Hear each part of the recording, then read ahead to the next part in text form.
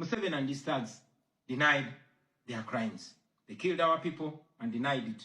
They tortured people and denied it. They raided our houses and denied it. General Museveni has been a smart dictator because he puts on a suit, goes to the West and to the UN, speaks very nicely about democracy and human rights. But realistically, he does not mean any of those. He talks about our so-called Human Rights Commission in Uganda, but the same person closed the UN Human Rights Office in Uganda 2 years ago because they dared to question him about his atrocities. Now that is how he has been able to maintain a facade of democracy for 40 years and counting. But now Museveni is 83 years old, and his 51-year-old son, Muhoozi Kainerugaba, commands our military, the Uganda People's Defense Forces, more like Uganda's defense against its own people. And he's effectively in charge. Unlike his father, Muhoozi does not play the role of a good dictator. He openly and shamelessly says despicable things on social media. On Twitter, he openly confesses and brags about committing atrocities against the people of Uganda. When he was summoned by Parliament, he called Parliament a house of clowns and fools, and he threatened to arrest all of them. He describes judges of the Supreme Court of Uganda as clowns in wigs, and he has threatened to crush all journalists that dare to criticize his actions. In April last year, he abducted, detained, and tortured my close friend and bodyguard called Eddie Sebufu, also known as Eddie Mutwe.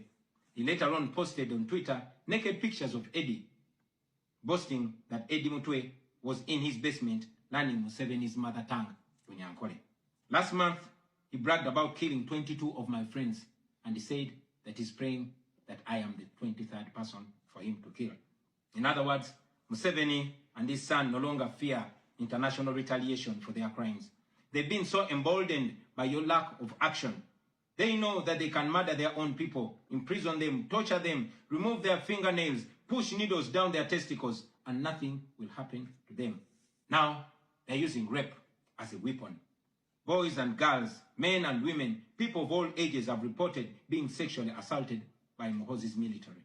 And it's not rare. The majority of the people that they capture and unlawfully imprison have reported being raped, whether men or women. It is no longer possible, ladies and gentlemen, for the international community to deny Museveni's violence and atrocities. It's all over social media. And today, I am talking about it to you. Now, this is our call to action. The way I see it, if the international community continues to be complacent, then Uganda will go from bad to worse. Museveni and his son's military will massacre many more innocent Ugandans. You, ladies and gentlemen, in the Western world, will be forced to grapple with millions of Ugandan refugees pouring into your countries. And maybe then, the international community will come and commiserate with the people of Uganda, just like they did after the genocide in Rwanda, but it was too late. The second option is that the international community rises to the occasion. You stand by the values that you profess, democracy and human rights. You can rein in on General Museveni and his son through targeted sanctions as well as financial and legal pressures. Ladies and gentlemen, Ugandans are not seeking for pity. Ugandans are only seeking to see the world take action against the individuals that have violated their rights for far too long. Those that have abused democracy with impunity should be the starting point. Please sanction these individuals. Sanction General Museveni. Sanction General Muhoozi. Sanction all the police and military officers that are responsible for gross human rights violations. Sanction those commanders. Sanction the judicial officers that have aided criminality through deliberately misinterpreting the law or skewing it. Those that normalize electoral fraud. Those that remand to prison suspects that should actually be sent to hospital.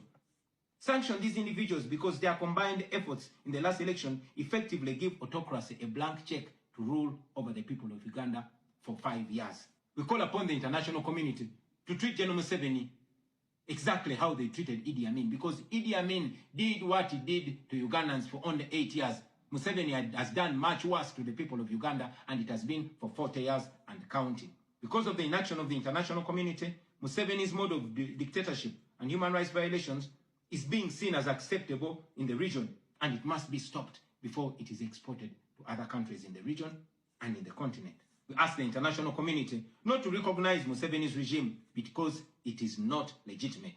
Please terminate any forms of cooperation with this government because he is not legitimate. On our end, as the people of Uganda, we are committed to non-violent means of changing our country, non-violent means of putting an end to this 40-year-old dictatorship. And you can be sure that the people of Uganda will sooner or later free themselves, because oppressed people cannot stay oppressed forever. With your help, friends, with the help of the international community and development partners, we can change our country. We can liberate Uganda before it is too late. I thank you for listening to me, for God and my country.